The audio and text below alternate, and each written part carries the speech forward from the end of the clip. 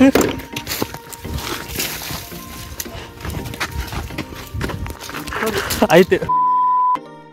Hello guys, तर आज आमच्या शिंबाची तब्येत खूप बरी आहे. आज 10वा दिवस आहे. तर 9व्या दिवशी त्याने आम्हाला खूप घाबरलं. म्हणजे कालच आम्ही रात्री त्याला सलाईन दिलं, तर मग तो इतका लूज झाला होता की तो झोपून होता. तर आज तो थोडा ॲक्टिव्ह आहे, पण मग खूप ॲग्रेसिव्ह झाला आहे. 10 days कंटिन्यू सलाईन चालू होतं. त्याचं बॉडी खूप अँटीबायोटिक्स आणि ते गेलेले आहे, त्यामुळे तो थोडा ॲग्रेसिव्ह झाला आहे. आपण हातात इंजेक्शन जरी घेतलं ना तरी तो धावतो आहे. आज मग ठीक आहे, ओके, चांगलंच आहे की तो थोडा ॲक्टिव्ह झाला आहे. आज त्याला आम्ही 1 कप भात दिला. सिंबासाठी आपण चाललोय नारळ घ्यायला. डॉक्टरांनी त्याला पारोव्हायरस झाले म्हणून नारळ खायला लावले. आणि गाडीमध्ये आधीच एक माझं ओरला नारळ आहे, त्यामुळं त्याची काळजी मला घ्यावं लागेल. आणि चला आपण नारळ घेतो. सिंबासाठी आमच्या आदित्य सरांनी 4 नारळ पाडले, म्हणजे मी पाडले 3 आणि एक तरी पाडलाय. तर तो आता घ्यायला गेलाय. ते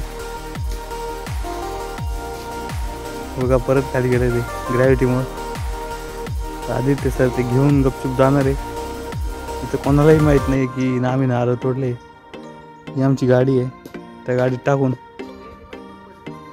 एक फेकले त्यांनी. आता अजून 2-3 घेतोय. चांगले मोठे मोठे पाडे आले आले ते आले. हे दुसरं नारळ अजून 2-3 येतील मित्रांनो.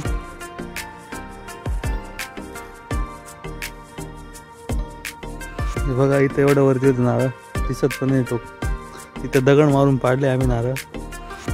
हे मोठं वालं नारळ मी पाडलंय मित्रांनो. सगळे कुत्र्यासाठी चालवले, सगळे कुत्र्यासाठी चालवले.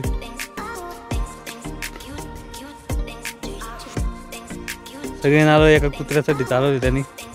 त्याला पारोव्हायरस झाला होता, त्याच्यामुळं त्या डॉक्टरांनी नारळ खायला सांगितले होते. पण आम्ही असे चोरून नेतो त्यांना. कुत्र लवकर बरोबर हीच अपेक्षा आहे.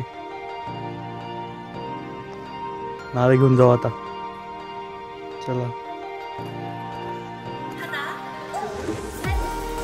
कोणी यायच्या आता आम्ही ते नारळ आता किती मोठं नारळ हे बघा मित्रांनो. गाडीची डिक्की उघडत लवकर.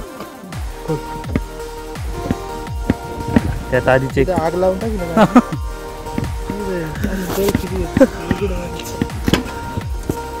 त्यात आधीच एक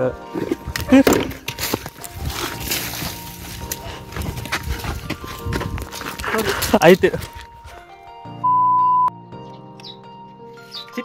Sit, stop, and okay.